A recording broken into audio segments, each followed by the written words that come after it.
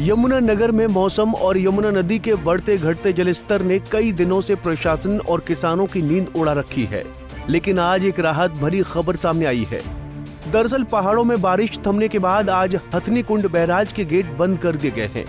आपको बता दें कि पूरे 105 घंटे बाद हथनी कुंड बैराज के गेट बंद किए गए हैं, जिसने साल 2023 का रिकॉर्ड भी तोड़ दिया है।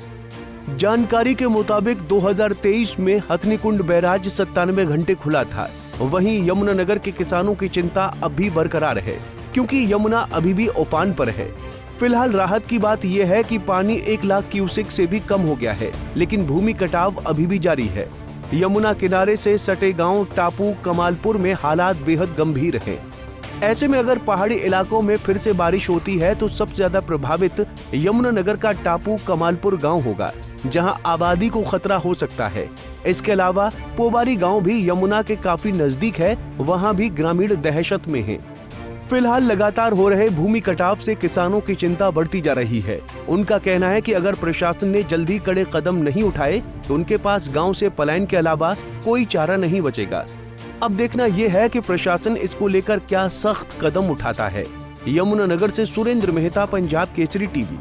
पिछले 2 दिन से जो है काम चल रहा है। जितना काम दिन में किया जाता है उतना ही रात को बह जाता है।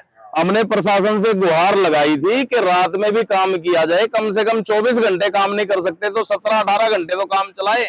सुबह गांव वाले लोग जो है 6 बजे लग जाते हैं, लेकिन जो ये प्रशासन के लोग हैं ये 9 बजे आते हैं। ये तो दिहाड़ी मजदूरी करने वाले लोग हैं, वो तो अपने टाइम से आएंगे। गाँव के लोग 6 बजे से प्रयास, आज कुछ गाँव के लोगों में मायूसी है क्योंकि कल सारे गाँव ने जो है बहुत प्रयास कर करके कट्टे लगाए थे। सुबह जब आके देखा तो ये सारे के सारे यहाँ बह गए थे, जितना काम किया गया था। अब गांव की दूरी जो है सिर्फ आप ये मान के चलो कि 50 मीटर भी नहीं रही, और गांव में इतने दहशत का माहौल है कि रात को लोग सो नहीं पा रहे। अपना सामान बांधना शुरू कर दिया है।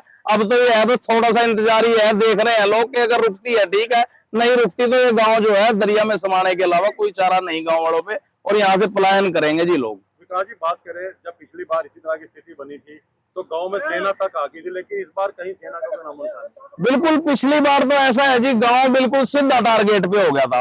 अब की बार घूम के आ रही है वो। पिछली बार जो है बिल्कुल सीधा बहाव जो है नदी का वो गांव की ओर था, शायद इसलिए प्रशासन उसको गंभीरता से ले रहा था। लेकिन अब की बार ना तो प्रशासन का वो सहयोग मिल पा रहा और ना प्रशासन उतनी गंभीरता से इस गाँव को ले रहा है।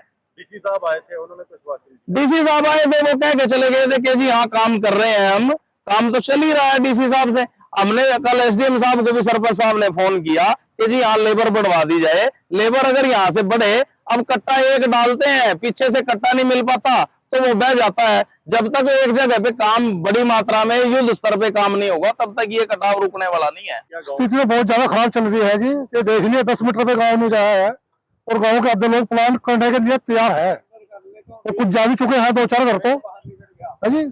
और उसके बाद भी देख लो 10 मीटर की दूरी पे गांव है और उसमें कमी क्या रह रही है? कुछ भी नहीं है। प्रशासन द्वारा कोई मदद की जा रही है? प्रशासन कट्टे बढ़वा रहा है और उससे ज्यादा तो हमारे गाँव वाले लग रहे हैं। अगर गाँव वाले ना लगे तो कोई काम नहीं हो सकता, कुछ भी नहीं हो सकता। तो गाँव पूरा दहशत में है। दहशत में बहुत ज्यादा दहशत में है, दहशत में कम नहीं है ये। हमसे जुड़े रहने के लिए हमारे YouTube चैनल को सब्सक्राइब करें और नई वीडियो की नोटिफिकेशन के लिए बेल आइकॉन को दबाएं। अगर आप ये वीडियो Facebook पर देख रहे हैं तो लाइक जरूर करें और ज्यादा से ज्यादा शेयर करें। धन्यवाद।